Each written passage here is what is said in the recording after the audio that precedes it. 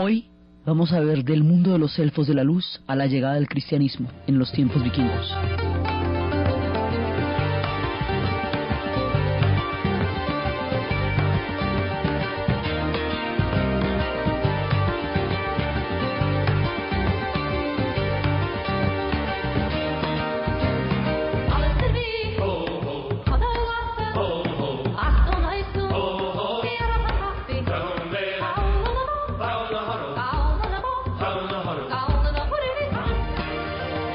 La vez pasada estábamos viendo diferentes planos o niveles del gran mundo sagrado del árbol Yggdrasil, y estábamos viendo el mundo de los enanos, y estábamos viendo todo el tesoro de los Nibelungos, que como dijimos la vez pasada son los enanos, y que ellos habían fabricado el anillo que da origen al cantar de los Nibelungos, y que ellos habían fabricado el cinturón y la espada, y habíamos visto todas las historias de Sigfrido, de Crimilda, de Brunilda, habíamos visto todas estas historias de amor y dolor, de encantamientos, de traiciones, de avaricias, de toda clase de pasiones en el mundo de los hombres. Habíamos visto los prodigios mágicos del mundo de los enanos, su virtuosismo, su destreza, su capacidad para generar objetos mágicos y maravillosos como las espadas, como los anillos, como los cinturones. Y pero todos los enanos son criaturas del subsuelo, los duendes, los gnomos también son criaturas del subsuelo, pero nos había quedado pendiente las criaturas de la luz. Y las criaturas de la luz, el reino de las criaturas de la luz, está conformado fundamentalmente por las hadas y los elfos. Pues las hadas y los elfos son estas criaturas mágicas. También habíamos hablado cómo las hadas habían llegado a Inglaterra en los mascarones de proa de los barcos romanos cuando los romanos invadieron la isla, y cómo venían huyendo de Grecia donde las ninfas se las habían montado, y cómo se habían posesionado en estas tierras, habían entrado en un momento dado en contradicción con los pixies, y entonces se repartieron territorios, por eso no están en Cornaj, y empiezan, y habíamos hablado de los leprechauns, que son aquellos que hacen los zapatitos de las hadas. Estas criaturas de luz están llenas de virtudes.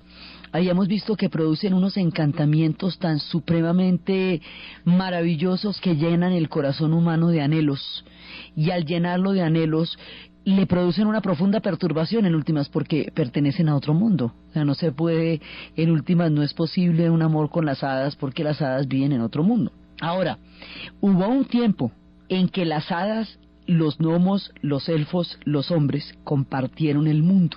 Hubo un tiempo en que compartieron los bosques, porque todo este universo está alrededor del árbol y alrededor del bosque. Los bosques son fundamentalmente el hábitat de estos mundos mágicos.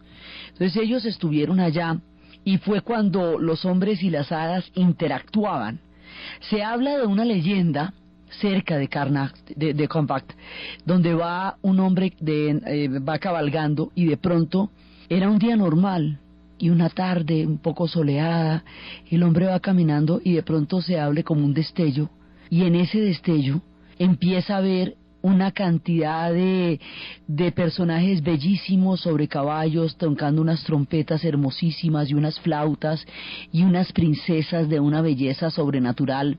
Y era un cortejo, y era un desfile, y era una visión como un destello, y luego desapareció. Entonces el hombre quedó tocado por esa visión el resto de su vida, tanto que durante la vejez, ya cuando se habían apagado el brillo de sus ojos, ya cuando las arrugas surcaban sus frentes y sus mejillas, ya cuando había perdido todo el brillo de la juventud, aún relatando la visión que tuvo, volvía a sentir la misma magia y el mismo sobrecogimiento que experimentó cuando tuvo esa visión en el bosque. Esa visión nunca se destiñó en su memoria, nunca se desdibujó en su emoción, y nunca dejó de conmover su espíritu. Entonces, ¿qué era lo que le había pasado a este hombre?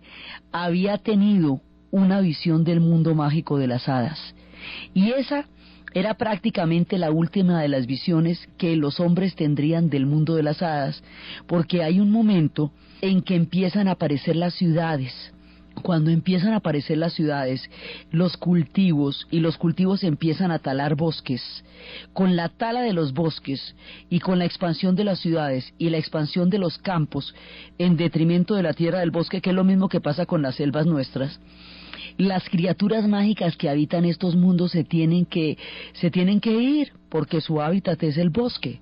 Entonces las hadas empiezan a emprender la retirada en un momento dado, por lo menos de buena parte, porque es que antes estaban por toda la tierra era suya. Cuando empiezan a aparecer estos fenómenos de incipientes de urbanización, pues las hadas se tienen que empezar a ir porque ya hay cantidades de lugares que no pueden habitar. La visión que este hombre tuvo era uno de los últimos encuentros que las hadas tendrían con los hombres, cuando ya empieza la retirada de ellas del mundo, porque las ciudades empiezan a avanzar cada vez más sobre los bosques. Es desde estos bosques desde donde vienen estos relatos, y por eso las canciones de los bosques que nos canta Jethro Tull nos evocan el universo mágico donde viven los seres de la luz, las hadas y los elfos. Let me bring you songs from the woods to make you feel much better than you could know. Better than you could know. Dust you down from tip to toe. Dust you down from tip to toe. Show you how the garden grows. Show you how the garden grows. Hold you steady as you go. Hold steady as you join the chorus if you can. Estas canciones, estas historias de las hadas quedaron después en los relatos del bosque. Después vamos a ver cómo quedaron en los cuentos infantiles, en los cuentos de hadas, cómo quedaron plasmadas ahí para el inconsciente colectivo. Pero la interacción física entre los hombres y las hadas se vio gravemente afectada por el fenómeno de la urbanización de los bosques europeos. Entonces ellos tenían una interacción. Cuando interactuaban había toda una cantidad de anécdotas. Por ejemplo, hay una equivalencia, después cuando llegue el mundo cristiano, hay una equivalencia entre la noche de la Navidad y la comida de las parcas, que se supone que son 3 hadas, que llegan la noche de la cena de Navidad cuando ya todo el mundo se ha dormido. Ellas llegan a comer y si les gusta lo que comen, llenan la casa de bendiciones y de saciedad, porque se llaman sacia y abundia. Si no les gusta quiere decir, si encuentran el vino tapado y la comida cubierta, si nada se dejó para ellas, entonces se van y abandonan la casa a su destino, para que no les llegue ni la abundancia ni la saciedad que ellas representan. Las hadas básicamente tienen para los humanos la capacidad de aportarles dones. Por eso es que los humanos le tienen que echar tanto cepillo a las hadas y tienen que tener tanto cuidado con ellas, porque ellas son volubles, ellas son caprichosas, ellas son arbitrarias también. O sea, muchísimas de las criaturas del mundo mágico y sobre todo los dioses son de una arbitrariedad increíble como los humanos.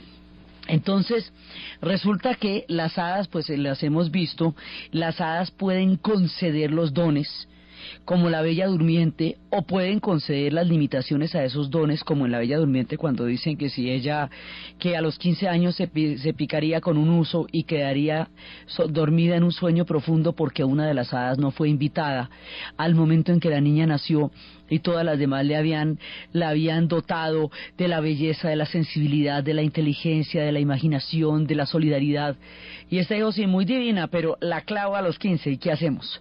Entonces, esto es un universo de un equilibrio delicadísimo el que hay que tener con las hadas, porque precisamente por su carácter voluble y caprichoso se pueden ir y se pueden ir con todo y sus dones.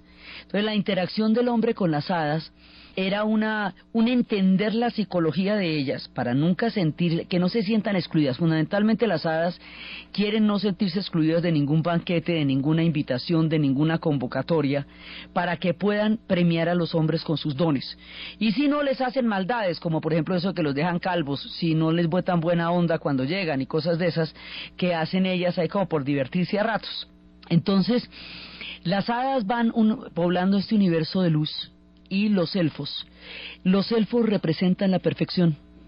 Los elfos son de una belleza maravillosa. Todo lo que hacen es absolutamente pristino.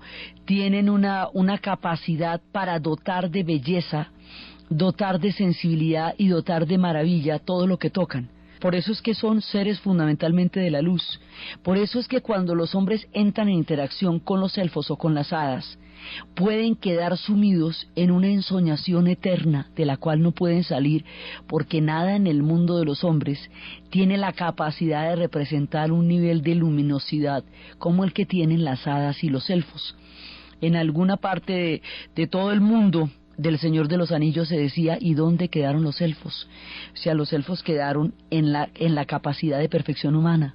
Cuando se escuchan melodías como las de Beethoven, cuando se ven cuadros de la pintura universal que estremecen el alma humana, son los elfos que quedaron ahí metidos en el arte, entre la música y la pintura, tocando de genialidad a los humanos, de una manera casi imperceptible, pero visible para el espíritu y para el enriquecimiento del alma. Ahí quedaron los elfos.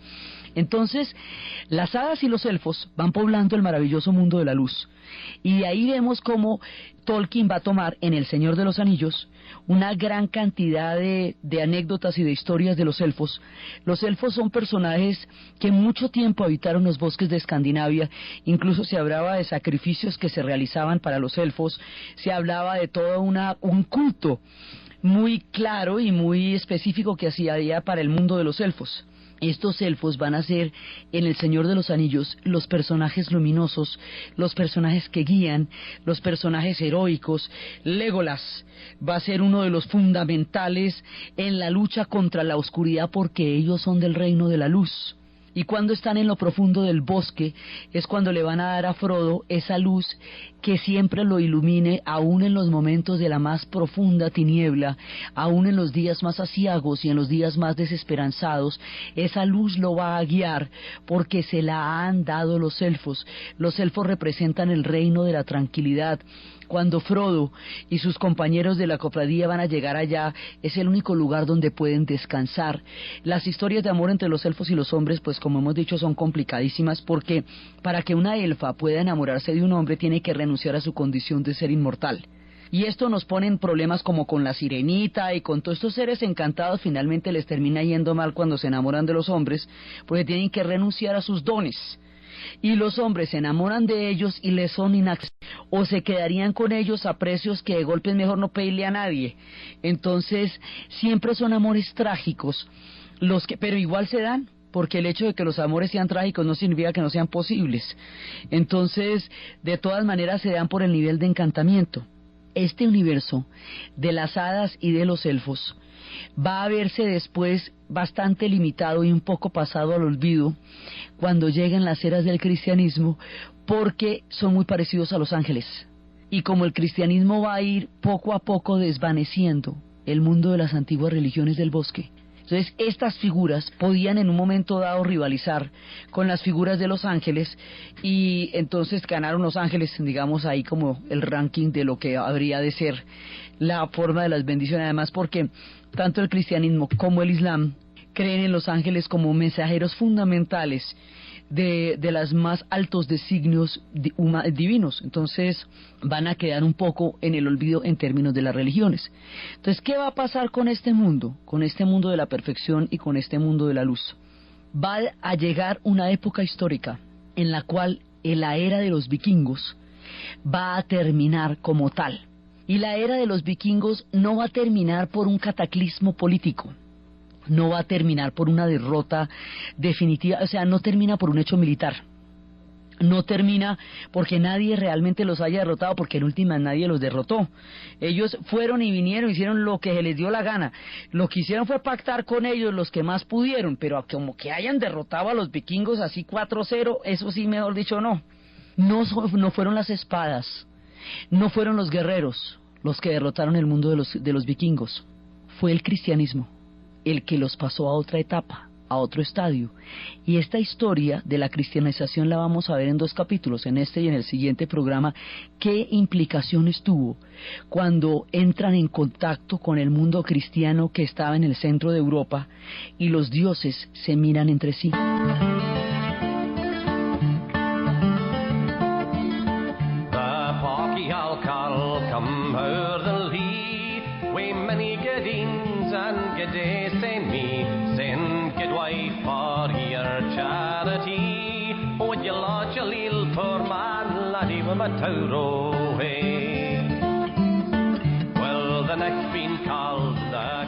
La llegada del cristianismo va a ser gradual, va a ser poco a poco, pero no solamente sino tierra por tierra, o sea, no va a ser un fenómeno totalizante, ni va a ser un fenómeno universal, sino que se va a ir dando poco a poco.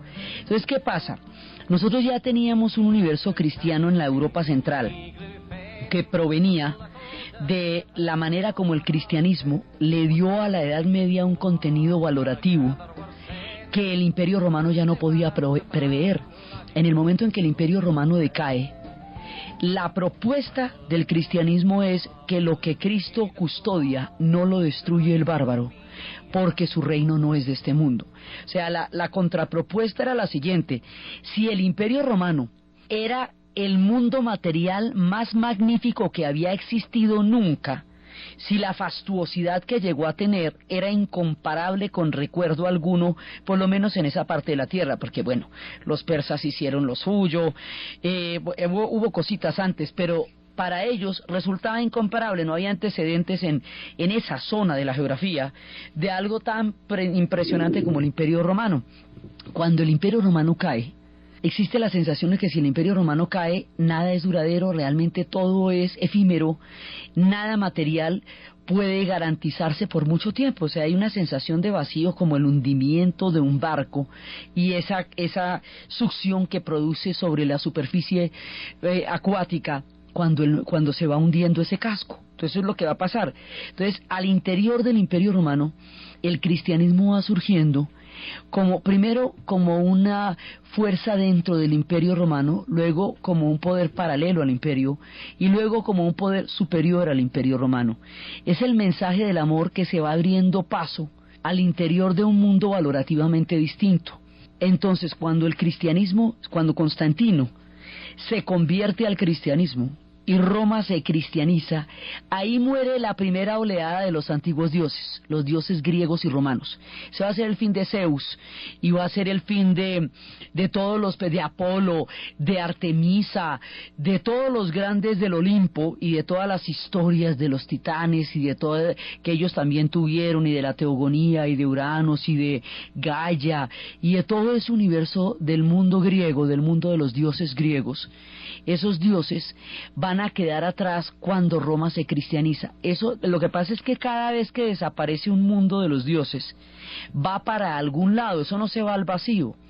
El mundo de los dioses griegos se fue para el psicoanálisis. Y toda la mitología griega se tradujo en términos psiquiátricos y psicológicos. El narcisismo, que es el enamorarse de uno mismo; el complejo de Edipo, que son todas las historias de la tragedia sobre el amor a la madre. Todas las historias van a tener figuras, porque son verdades de lo profundo del inconsciente humano. Entonces, los primeros dioses que morirán cuando llegue el mundo de los cristianos van para el psicoanálisis. Los dioses vikingos y los dioses germanos irán a los cuentos de hadas, pero unos y otros van a sobrevivir en el inconsciente colectivo de una manera tal que de generación a otra, país y pueblo, historia, van a seguir gravitando dentro de nosotros. Entonces, viene primero esa cristianización. Cuando el imperio ya termina, ya cae, y en ese momento vienen todos estos pueblos de los que hemos estado hablando, los pueblos germanos, todos estos pueblos. En ese instante hay una propuesta que es cristiana, y la propuesta cristiana es que van a hablar de un mundo que no es material, y es una era de una espiritualidad, es una era muy caótica, pero también es una era muy espiritual. La Edad Media se vio durante mucho tiempo peyorativamente por la mirada de la Ilustración, porque la Ilustración solía verla como un tiempo de oscurantismo, y es un tiempo de otra condición valorativa.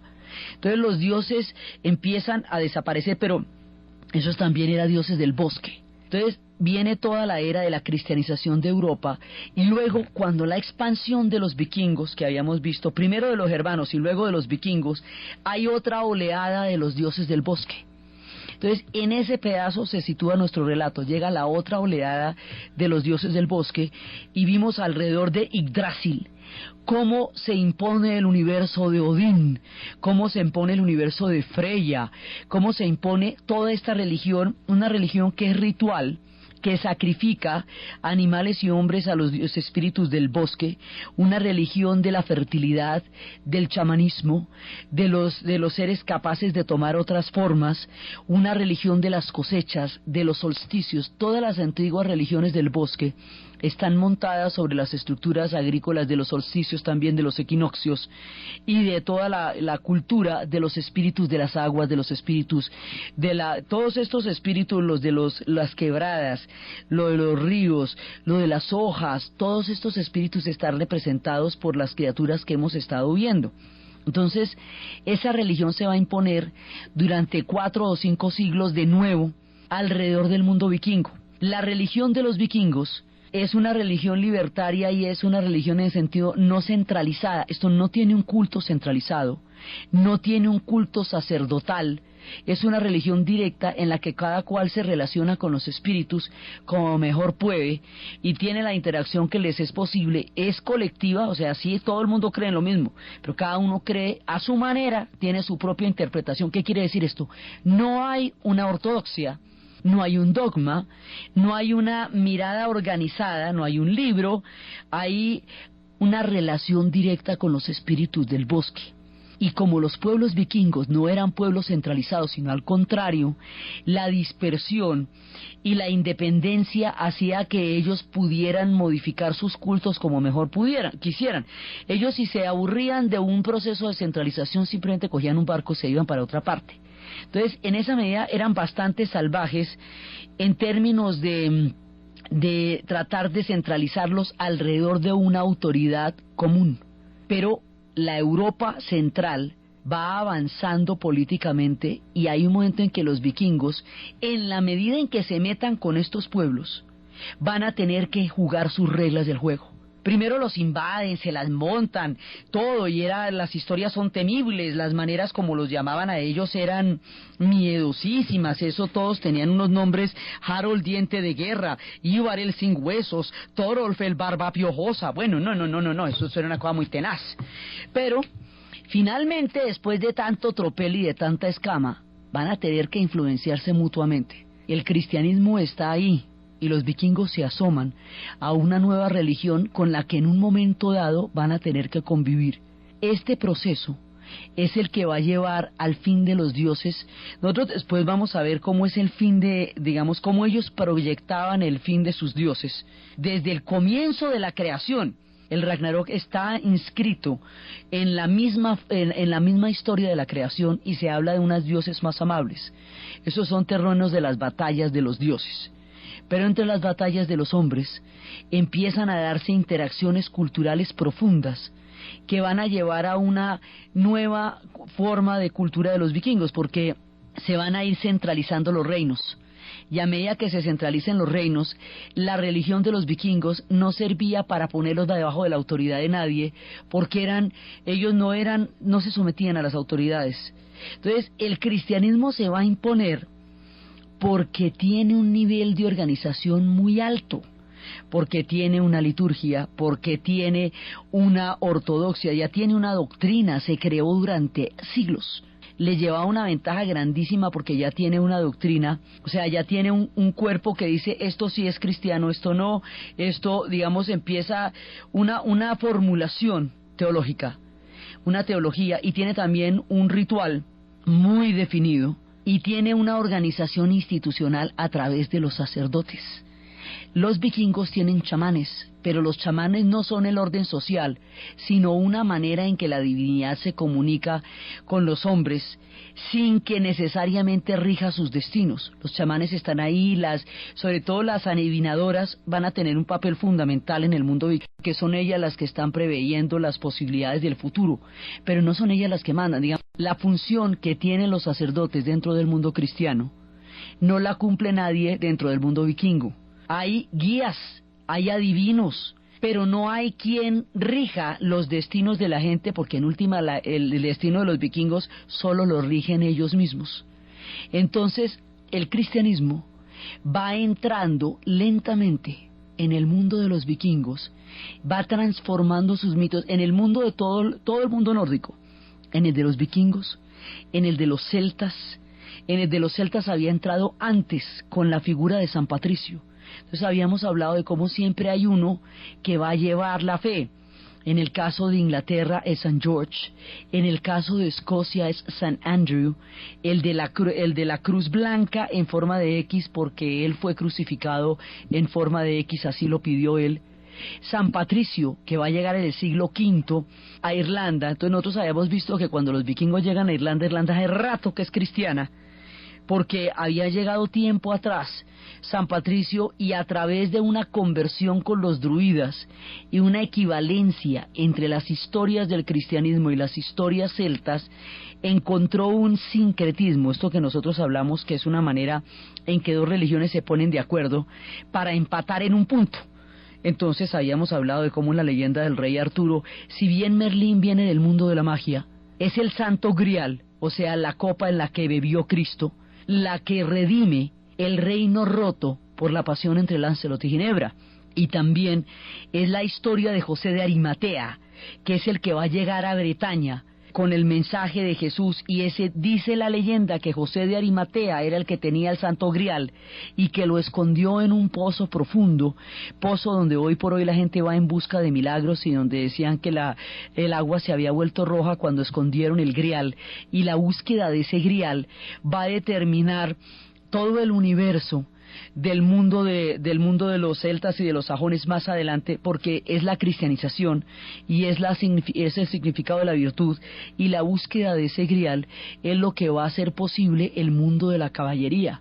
Entonces aquí hay una transición entre este mundo nómada de los vikingos y el mundo cristiano, que está representado en el mundo de los caballeros. Todos los caballeros que nosotros conocemos deben su virtud por un lado a su dama, pero por el otro a la cruz. Todos ellos son cristianos.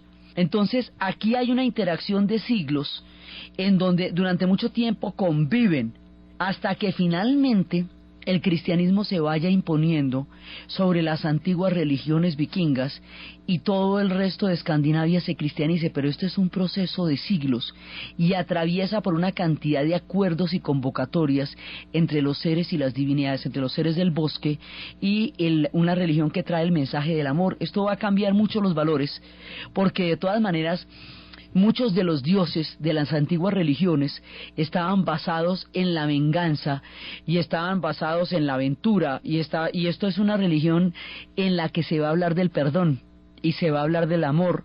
Digamos, en un sentido espiritual, el cristianismo dulcifica las antiguas religiones del bosque, como el budismo dulcificó la fuerza del hinduismo o la aspereza del shinto, o de todas aquellas religiones del Asia profunda, donde el mensaje de Buda trajo la compasión.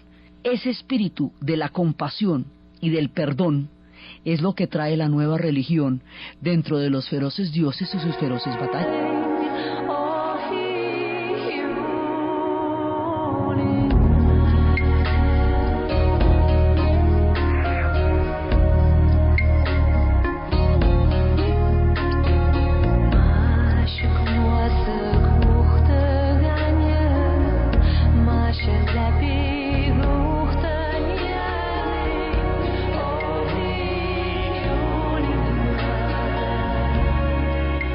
Se va estableciendo una equivalencia, y esto va sucediendo de la siguiente manera.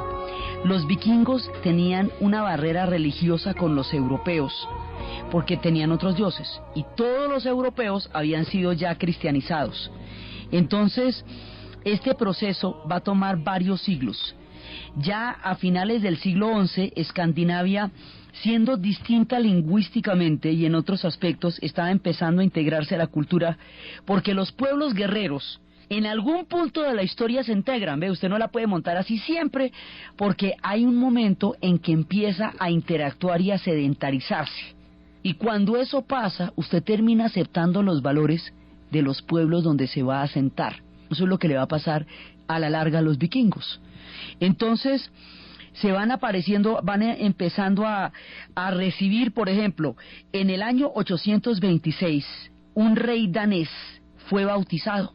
Entonces lo condujeron al exilio, y luego un misionero fue con él y construyó iglesias en las principales ciudades en Suecia, y así fue como empieza pero al principio son conversiones de reyes o de príncipes, que en algunos casos son exilados, como el caso de este rey danés, y en otros son seguidos de varios de sus súbditos, y eso le va dando fuerza a la religión. Pero Dinamarca se va a convertir es hasta el año 965, cuando el rey Harold Diente Azul adopta la nueva fe, lo mismo que cuando Constantino adopta el cristianismo como religión oficial del Imperio Romano. Bueno, pues aquí lo consiguiente, que es Harold Diente Azul cuando adopta la nueva fe.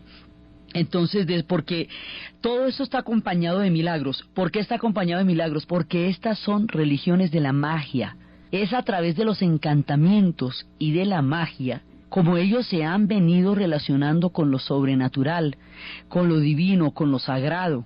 Por eso el milagro es absolutamente indispensable para establecer un canal de comunicación entre el nuevo mensaje cristiano y el antiguo mensaje del bosque. Entonces, por eso se habla de un misionero llamado Popo, que se puso un guante incandescente de hierro sin que se le quemara la mano. Entonces eso los va convenciendo, lo mismo que cuando en Germania San Bonifacio ve que van a sacrificar a un niño en nombre de las cosechas, cosa que era una costumbre, de sacrificios humanos y sacrificios animales, a las cosechas, a la fertilidad, al espíritu de los árboles. El cristianismo va a contrariar estas prácticas, no las va a aceptar y va a proponer una cosa que es muy interesante, y es que la figura del cáliz, la figura del sacrificio simbólico del Señor, suplanta los sacrificios humanos y los sacrificios animales de las antiguas religiones. Ahora es un cáliz, es una hostia, lo que contiene el sacrificio, pero no se lleva la vida de nadie. Ahí hay un salto importantísimo entre el concepto de ofrenda que tenían las antiguas religiones y el concepto de ofrenda que va a traer el cristianismo. Entonces, San Bonifacio, en el momento en que iban a sacrificar a un niño por una cosecha, va a talar un bosque, va a talar un árbol, y al talar el árbol, inmediatamente del muñón, del tronco talado, va a surgir nuevamente el árbol de manera frondosa y florecida. Ese resurgimiento instantáneo de la vida fue tomado como un milagro por los germanos, y así empieza la conversión de los germanos al cristianismo.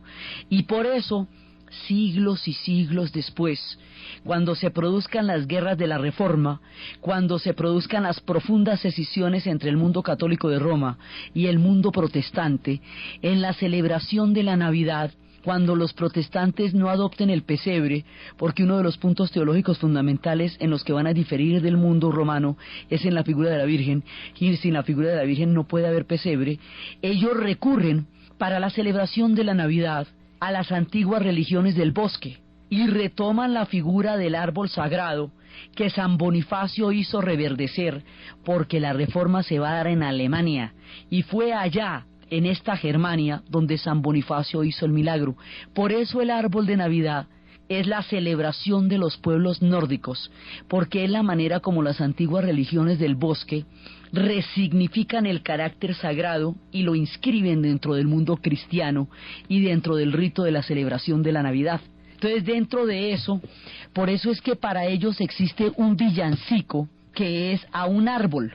Ese villancico se llama Tannenbaum, y es la manera como le dicen al árbol, y es la razón por la cual el árbol es lo que va a convocar a todos los pueblos nórdicos durante la celebración de la Navidad.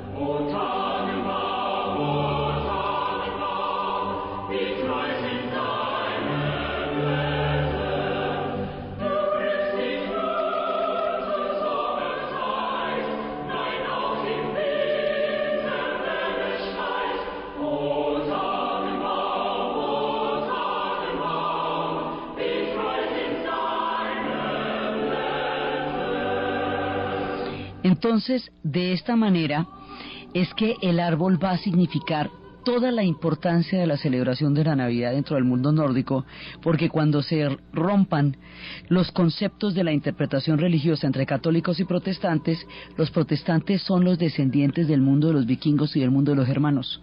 Entonces van a volver a las religiones del bosque, que son religiones presentes durante muchísimo tiempo en su cultura. Por eso en la celebración de la Navidad hay tantísima influencia nórdica, por los largos inviernos, lo mismo que se pasaba con los árboles, que se les sacrificaba cosas, ahora se les cuelgan cosas, se les cuelgan bolitas, se les cuelgan luces, los colores tienen que ver con el frío de la Navidad y el milagro de la primavera.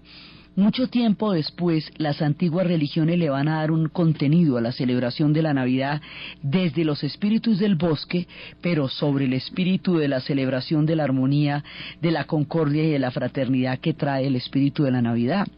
Entonces, se va dando este proceso, en algunos casos es profundamente espiritual, en otros casos es político.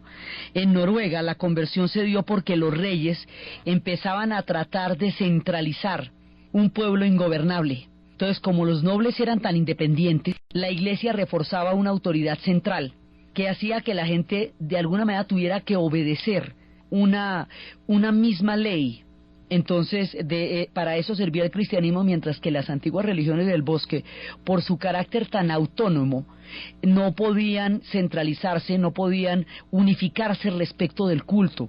El cristianismo sí tiene un culto unificado. Entonces ese proceso empieza cuando Harold el Rubio, en el 880, une la nación.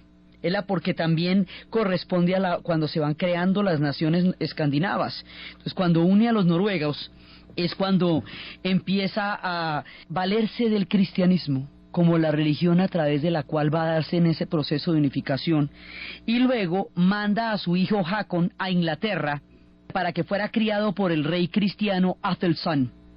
Hakon trata de evitar la cristianización, pero finalmente va a ser impuesta por los dos Olaf, por Olaf Tryggvason, que en el año de 995, que va partiendo con la espada, y se van dando los trabajos y se van dando las equivalencias, y las sagas empiezan a entrar con diferentes historias cristianas. ¿Cómo se van dando las equivalencias? En el caso de los celtas, las leyendas empiezan de una manera y terminan cristianas, como la de los cisnes. Los 4 cisnes, que era una mujer, se casó con un viudo que tenía 4 hijos. Los hijos eran de una belleza tan extraordinaria que la mujer empezó a sentir unos celos espantosos de la manera como todo el reino adoraba a los niños.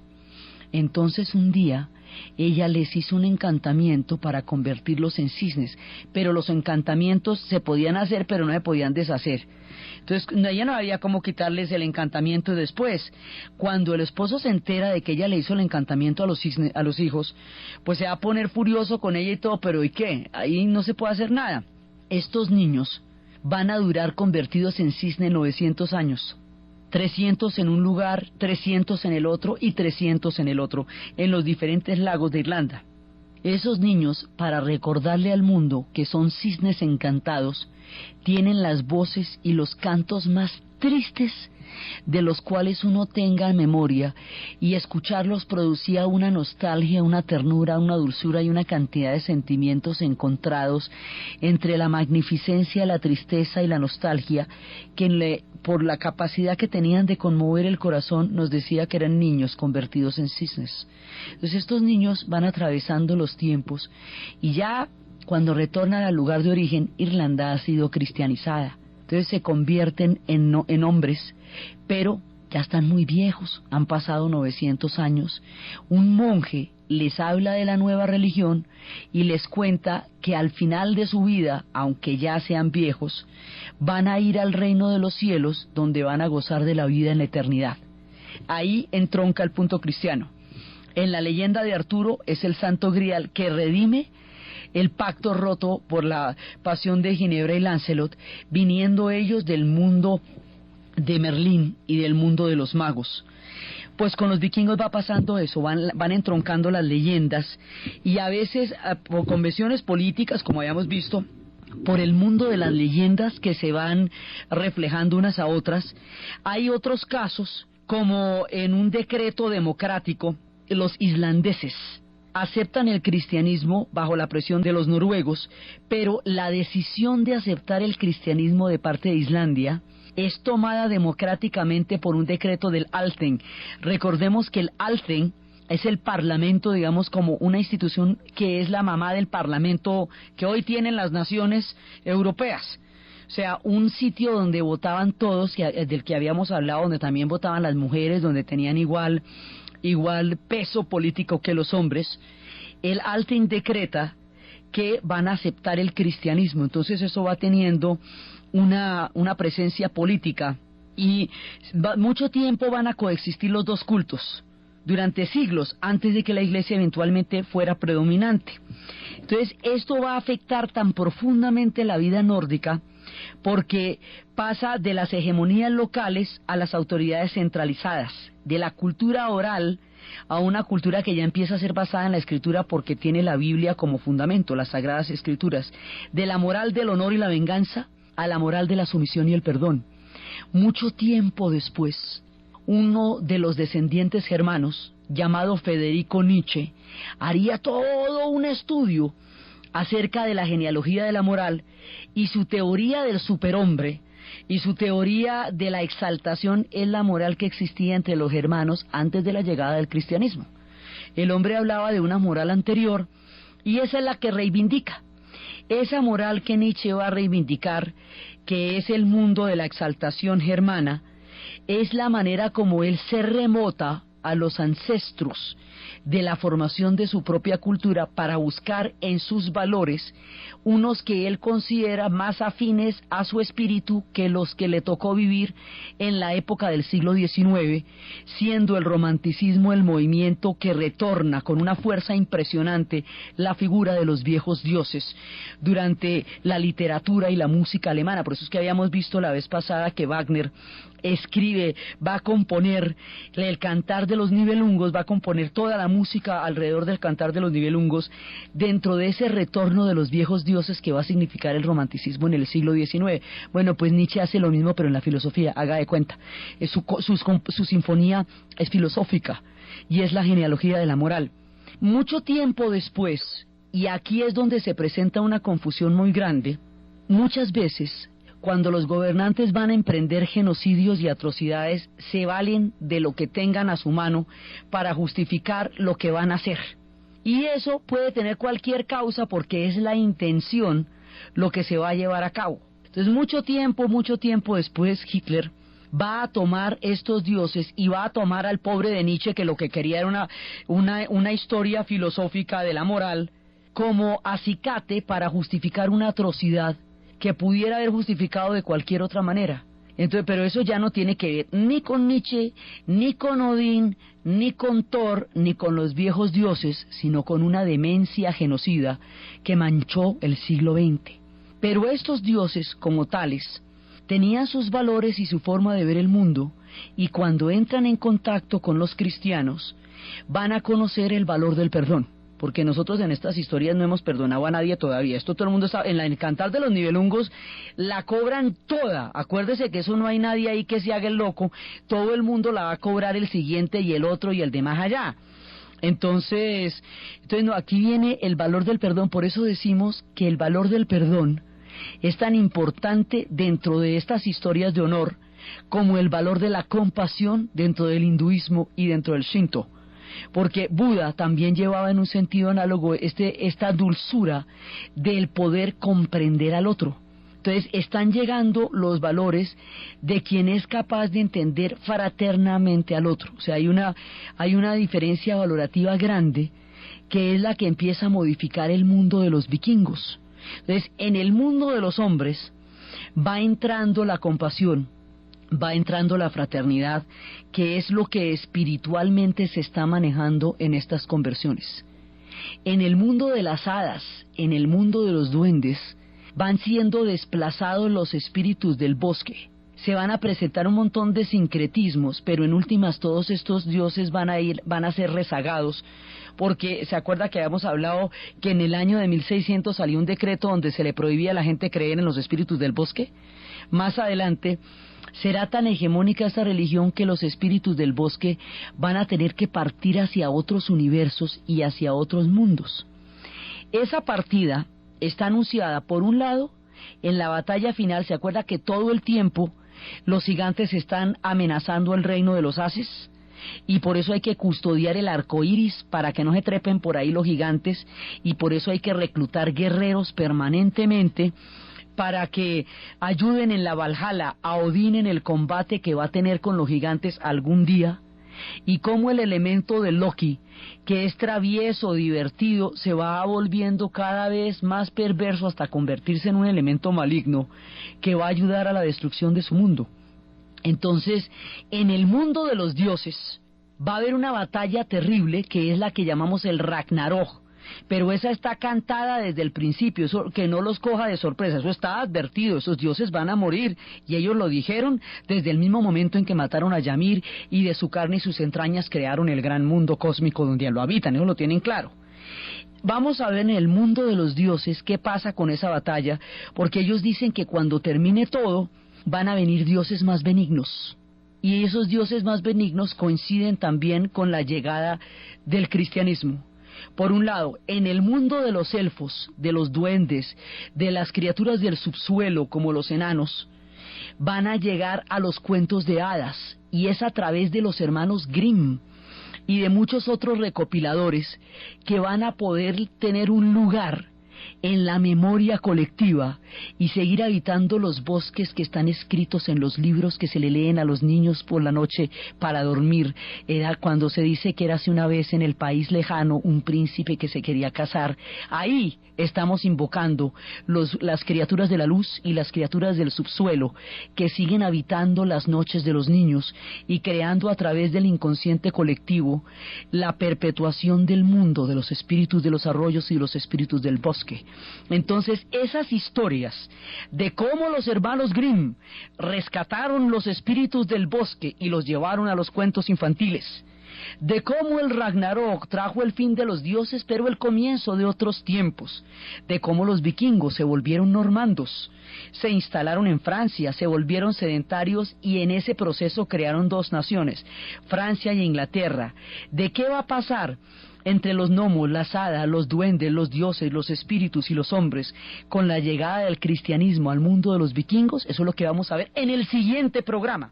Entonces, desde el mundo luminoso de los elfos y las hadas, desde el mundo de los cuentos infantiles donde están presos los espíritus del bosque esperando la imaginación de los niños para darles vida y darles salud y darles luminosidad, desde la fraternidad y el espíritu del perdón que trae la llegada del cristianismo a los viejos dioses de las religiones del bosque, desde la sabiduría de las plantas y el universo de los bosques, que traía toda una manera de entender la naturaleza y que es muy importante volverle a preguntar para volver a entender de qué se trataban los espíritus del bosque. Y desde todas estas criaturas que nos están acompañando en estos relatos y en estos tiempos de Navidad, en la narración Diana Uribe, en la producción Ernesto Díaz, y para ustedes feliz domingo y feliz Navidad.